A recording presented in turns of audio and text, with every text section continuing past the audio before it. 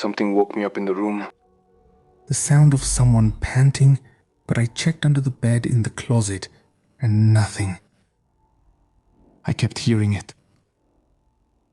That's when I looked out the window outside at some rooftops. Someone was standing on one of them, breathing deeply, moving to the rhythm of that panting I was hearing inside my room.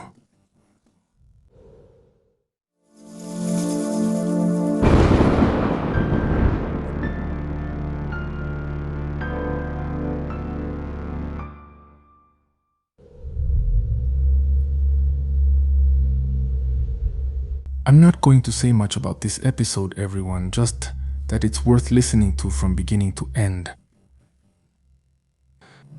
Each of today's stories could be some of the scariest we've ever told. Others are saying that too. I'll be waiting for your opinions when it's over. If you manage to make it through, be very careful. You're already listening to Night Stories.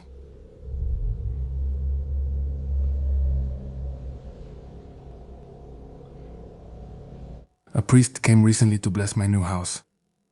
I've waited a long time for this, and once it was done, I knew it was what I had to do. After the blessing ritual, I started talking with him about spirituality and about those bad energies that sometimes come very close to us. In the end, the conversation turned to paranormal topics. I told him that I listened to a show where people share a lot of stories, and even though I don't have many experiences of my own, it was something extremely interesting to me.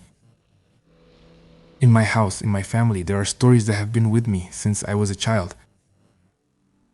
And I don't think they're just simple family legends, because those paranormal events still affect our customs to this day. They're even the reason why the family is no longer complete. Anyway, I tried to explain to him that despite my faith, there's something that makes me feel that the supernatural, the uncanny, demons, lower astral entities, and ghosts not only exist, but are extremely close to us. This isn't meant to disrespect religion or what I believe in, because I know that for Catholics, the idea of a ghost, of a soul that stays on this plane and doesn't go to purgatory, heaven or hell, isn't logical. The priest told me that I wasn't so wrong, that ghostly phenomena are discussed in the church, and that some like him knew very well that all of this is very, very real. He fell silent.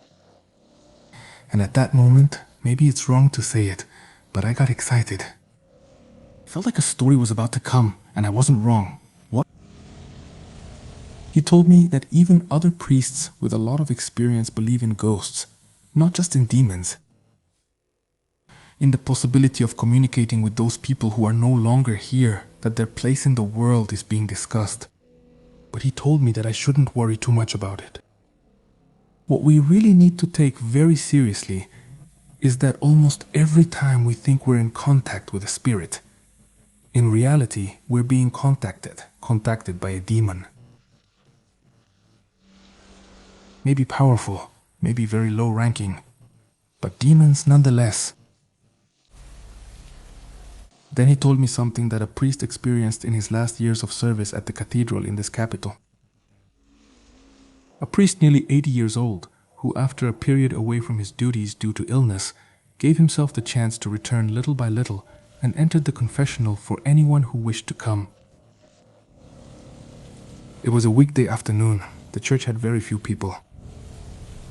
Someone came in. Good afternoon, Father. How are you?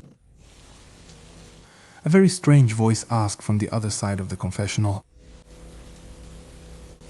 It was so dark that the priest couldn't see anything. He returned the greeting. Bless me, Father. What a sin.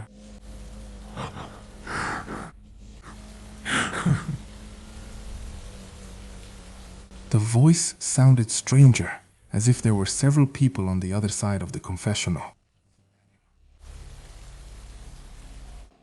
And you know we're gonna see you in hell. You prayed to the wrong God, you damned animal. The priest was startled and angrily left the confessional. There was no one on the other side. There was no one left in the church except for one person near the exit. It was a nun, but she seemed to be dressed all in black and her face couldn't be seen, as if it was covered as well. She was tall and stood very upright, almost defiantly, and after looking directly at the priest, she walked off into the distance, very slowly. The priest with his cane walked as quickly as he could to reach the door, but he didn't see anyone. Only the black sky. Only the approaching storm. The old priest shared that vision with several of the priests who helped in the cathedral, so they would be alert. Also with the staff. He said it had to be something very bad, something truly demonic to go to hell, church, to use the Lord's words to mock them. And I thought it would stay close. Then they found out that several people had experienced very strange things that afternoon. But the strangest thing, the worst, was what happened to the sacristan. That night, when he was about to lock everything up, he heard a voice coming from one of those narrow, dark hallways that led deep into the cathedral, to the underground levels reserved for the clergy, the ones that aren't open to the public. This way. He saw a shadow on the wall, the shadow of someone rounding the corner holding a candle. That wasn't such an uncommon sight. Well, everyone there used to walk like that to light their way. But curious to see who it was, he wanted to catch up to him. When he turned into that hallway, the shadow had already gone away. Whatever was casting, it kept going. It turned the corner, and only its shadow could be seen on the wall. But the sacristan kept going. He kept going. He started to jog now, fearing that it might be an intruder, someone who shouldn't be there. He kept going around and around, and that person seemed to go faster and faster, only letting him see their shadow, until the last lap. Until when turning into a hallway, the sacristan saw the shadow stopped in front of him. At the other end of the hallway, whatever was around the corner had already stopped. It was waiting. It was looking straight ahead and had two small bumps coming out of its forehead. He could see them perfectly defined in the silhouette, in that pale shadow. Horns. The sacristan turned around and walked away from it. He walked through all the hallways. All the turns were completely dark because he hadn't brought his candle. Finally, he returned to the altar. He hadn't said anything because he felt it was something he had to say in confession. But upon hearing about the priest's vision, earlier that afternoon, he knew he could have the confidence to say it. They wouldn't think he was crazy, that they could trust him.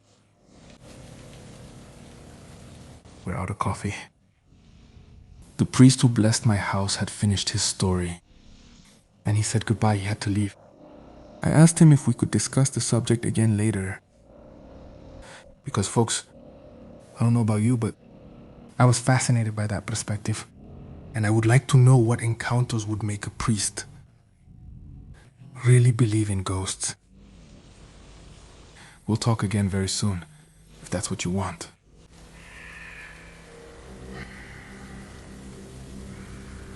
Folks, the following story is surely one of the most intense we've ever shared. A few days ago, I asked in the community group on Facebook. I'll leave the link in the description because there are also pirates there. If anyone had had a strange experience while listening to Relatos de la Noche. A Facebook friend contacted me privately and told me that something very intense had happened to her sister. She wanted to share it with me anonymously. And this is the story she sent me. Let me clarify, please don't psyche yourselves out. But just in case, I'm going to give a warning, because I don't want anyone to feel nervous or uncomfortable after hearing what I'm about to say. So, if you're pregnant, don't listen to the following story. And I always tell you not to let yourselves be influenced Even the main character of this story says that what happened was probably just a coincidence. But still, like I said, I don't want you to leave with a strange feeling. We're going to talk about very sensitive things. We're going to talk about losses. So, let's move on to the next story. For those who decide to listen.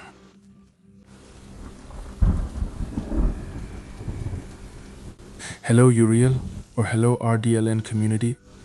I'm going to omit my name. I'll just say that I'm from the city of Querétaro. Several times after I listen to stories, something happens that somehow is related to the story I heard. I'm not the type to psych myself out or get scared. It's just a curious coincidence. For example, after hearing the story of Hada Negra, which I especially like a lot, as my partner and I were almost asleep, we saw at the window, behind the curtain, the silhouette of a man, big, dressed in black, floating. For a second, like it was just passing by. In the end, we agreed that we both saw the same thing. Well, several similar experiences like that. But without a doubt, the strongest one was the following. In January of last year, I was pregnant. It had only been a short time, just 2 months.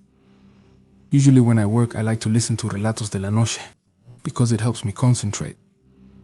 And that day, a Thursday, I heard a story that had a very specific instruction at the beginning. Don't listen to it if you're pregnant, and you'll understand why. I'll leave out the story's name because of what happened. But if you're fans, you'll know which one it is. Honestly, I didn't pay much attention to it. A lot of stories have similar warnings at the beginning. I just kept listening to it. The story was about a girl who played with a Ouija board, and then her friend lost her baby. And when I listened to it, I had a strange feeling. Even while working, I paid extra attention this time. I felt it was different. I felt the story. When it ended, it left me with a pit in my stomach, with a feeling of deep fear. I didn't pay it any mind and I kept listening to more stories. Later that afternoon, I heard another. My sister offered me to a cult. At a specific minute, the narrator says my name. It scared me, but again I tried not to make too much of it. The last moment that made me feel something wasn't right was when I was listening to another story, and the audio started glitching. The same part kept repeating over and over again. I took off my headphones and let it go. At the end of the day, I got home. I wanted to wear a certain pair of pajamas, a black robe, but I couldn't find it. Then I remembered that almost a year ago, we played with the Ouija board at my house, and we covered it with that robe, since we didn't know how to close it properly, and we read that it should be covered with a black cloth. Honestly, I didn't pay much attention and took it off. That night, I was really scared while taking a shower. I felt like someone was watching me. I could hear noises outside, and that story wouldn't leave my mind. After a while, I finished my shower and my partner arrived. We went to sleep. He fell asleep almost immediately, but I had severe abdominal pain. I got up to make some tea. I sat on the couch looking out the window. As the water heated, I had tea and went back to sleep. My partner woke up very scared, but didn't tell me why, and we slept. 2 days later, he told me the following. I'm going to share it in his own words. When you got up to make tea that day, something happened. I never told you. I dreamed that I was sitting alone on the couch by the entrance, with the baby in my arms. I was feeding and holding him, looking out the window. A black shadow suddenly appeared beside me, trying to take him away. He told me the child was already his, that he belonged to him. Then he offered me something else. He said if I didn't want to give up the baby, that I should give you up instead, and that the baby would be fine. I told him I wouldn't give him anything, that the only one who can demand a life is God. And in the name of God, I demanded that he leave and let us be in peace. He walked out, and as soon as he closed the door, I woke up. I got scared when I saw you weren't in bed. Thanks. Me with Unity. I kept feeling bad for several days, so I ended up going to the doctor. On a Thursday, the doctor told me that my baby was no longer alive. For a week already. That's right. Since that Thursday. The same day I heard the story. And the same day as the dream. I don't mean to say that was the cause. No, really. However, the connection is surprising. And now, as a final note, I just want to say, pay attention to the warnings in the stories.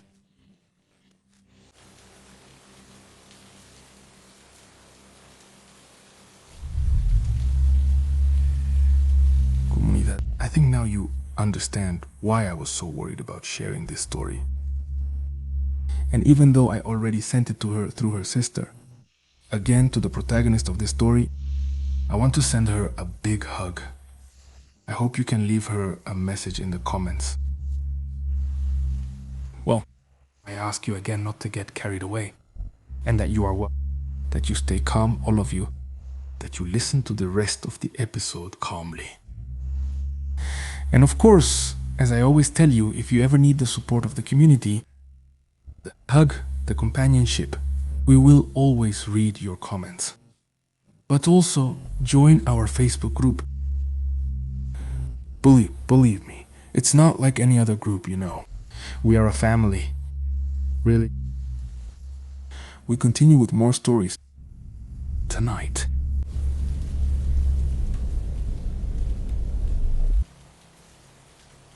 Hello, production team and community of Relatos de la Noche.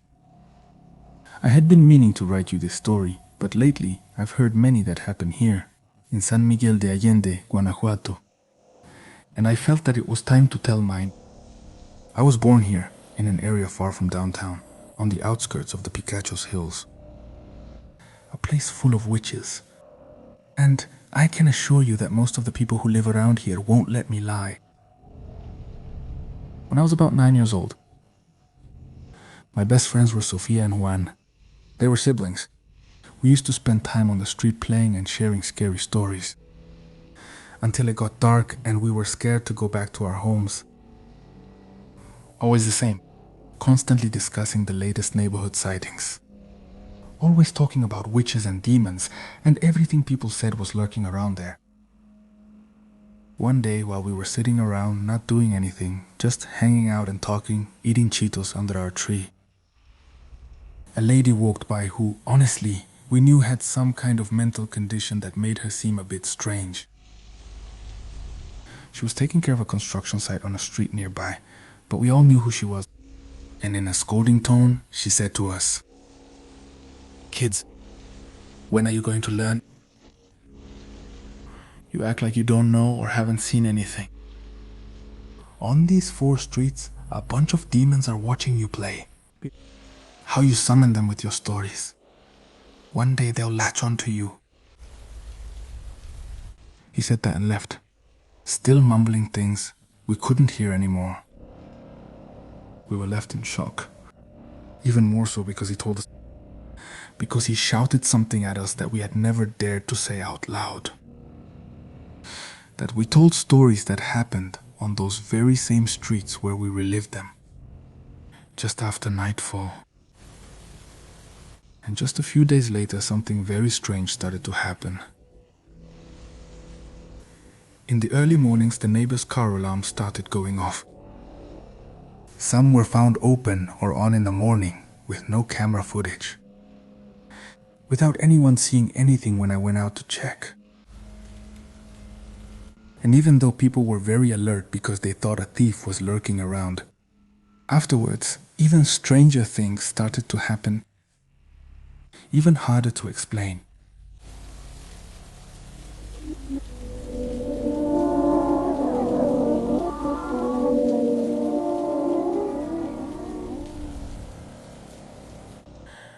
Early one Saturday morning, out of nowhere, you could hear dozens of little kids playing, shouting and singing in the street.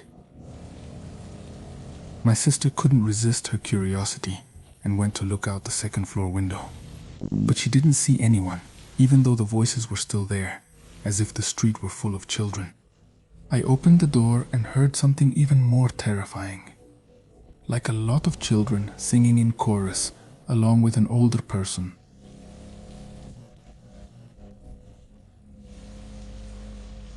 The sound seemed to move. First they were in front of my house, then they all walked together a street behind. They went farther away, and then they came back and sounded closer. And this happened several more times, but only on Saturday nights.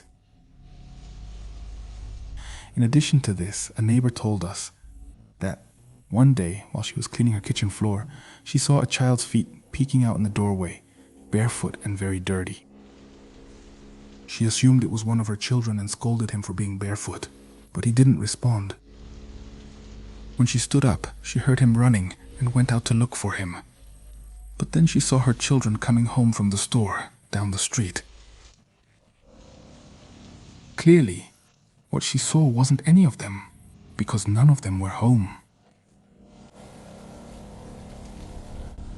But what comes next, community, is something that continues. I think we brought it to the neighborhood. One day, my sister and I picked up Sofia and Juan to go for a walk far from the neighborhood. All around were hills, and back then it was nice to walk there. Plus, there were several exciting places. That's why on the way Juan said, "Hey, what if we go look for elves at the swing house?" We thought it was an exciting idea. We always sought adventures like that.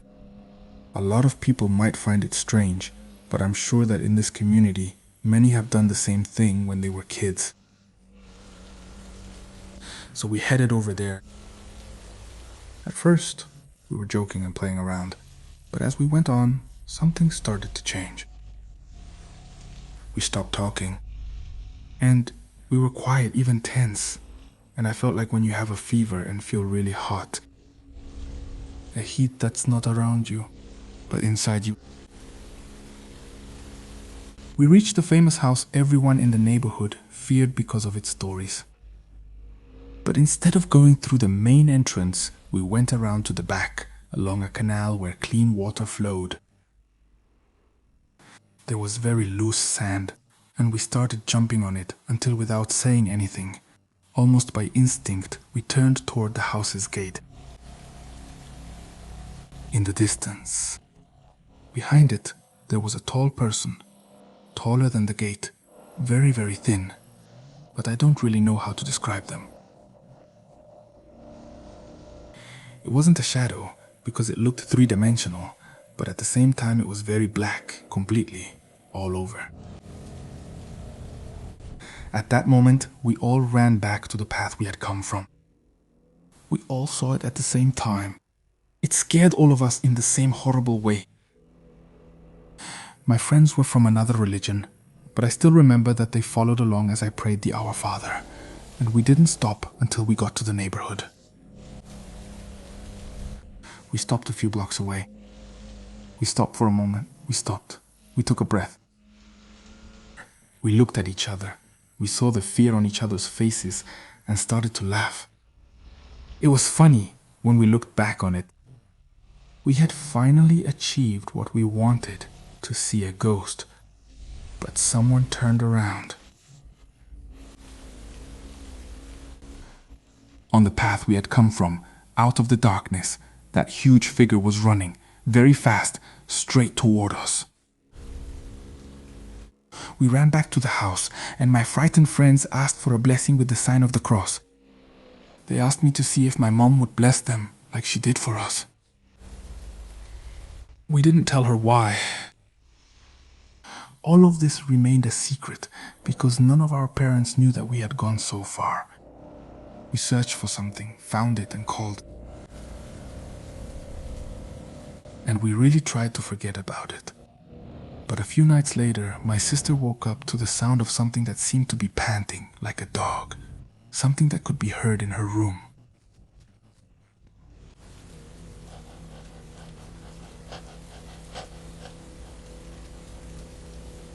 She got up, looked everywhere. There was nothing. But then she saw something through the window, far away on a neighbor's roof.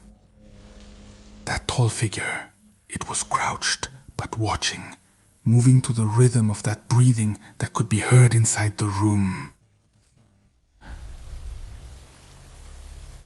That same night, our friend also saw someone peeking through her window. Whatever it was that was near our house, it also went to hers.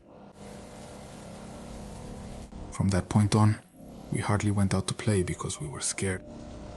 We ended up telling my mom, who ended up telling the whole neighborhood.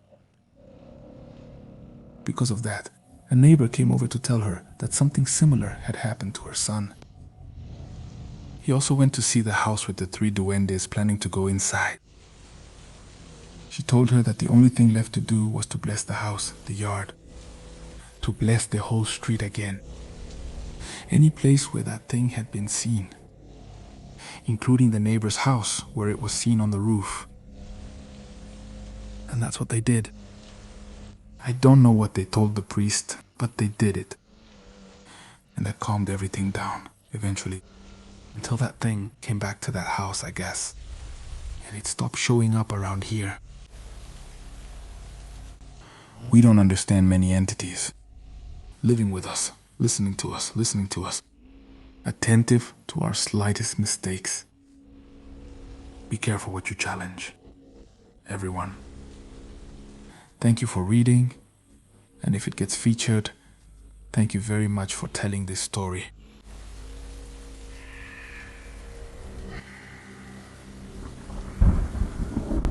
I would like my story to be anonymous. Don't think that I am a gossip. I never really paid attention to the neighbors. I lived alone in an old building, one of those with long hallways and still yellow lights.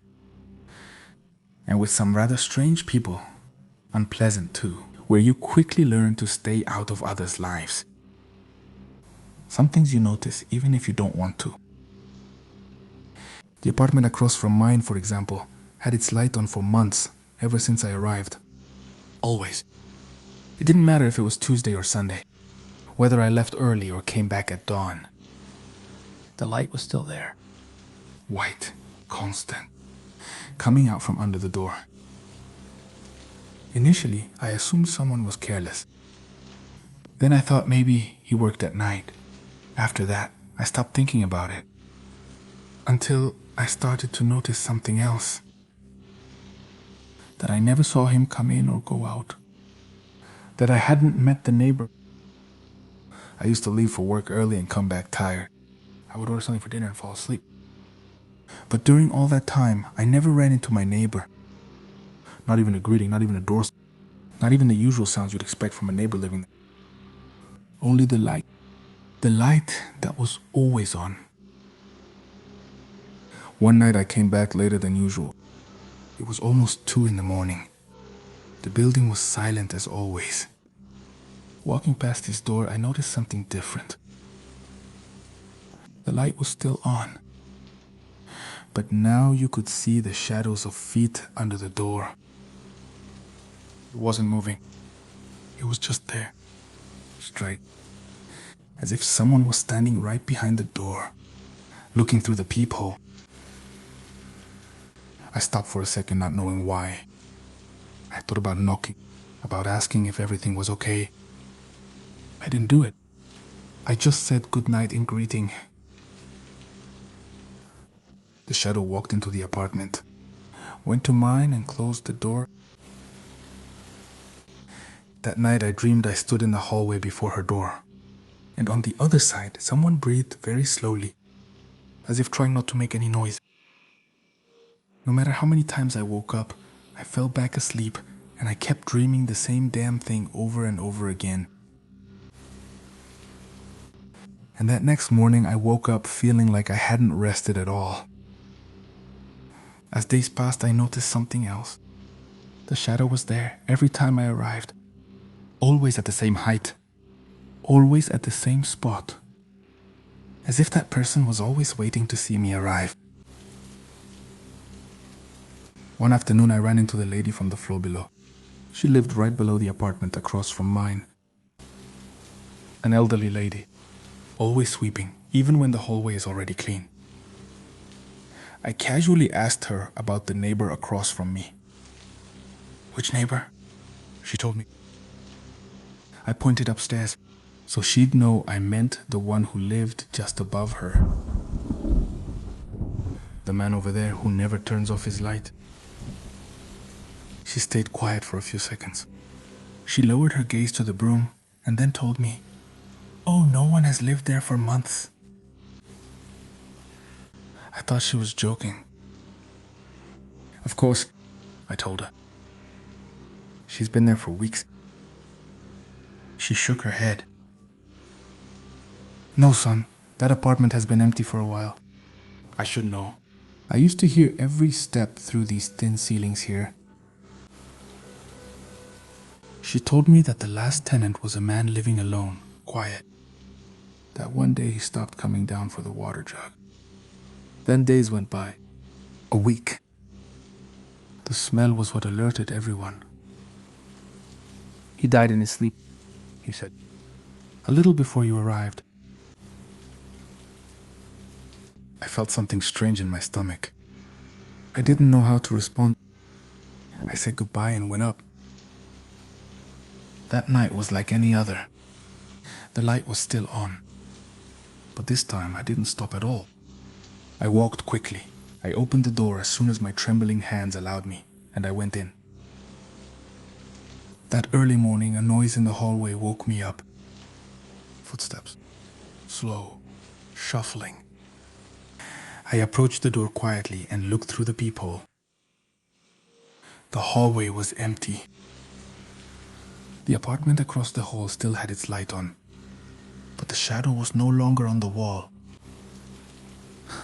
I felt relieved, until I heard something else. A soft sound, almost imperceptible, on the other side of my door, as if someone was standing there. Very close. Breathing. I didn't open, I didn't ask who it was. I stayed still with my heart racing until the sound went away. The next morning, the light in the apartment across from mine was off for the first time since I moved there. That day, I went downstairs with the manager. I told him everything, expecting him to laugh, to tell me there was a very simple explanation, but he didn't. He just told me that that night, at the same time, I heard the footsteps. All the building's cameras went out for 3 minutes. And nothing else. I moved out as soon as my lease ended, and honestly I try not to think about that place anymore, about that light, about the shadow of someone standing in front of that door. I wish good luck to whoever lives there now. I hope they don't have nightmares.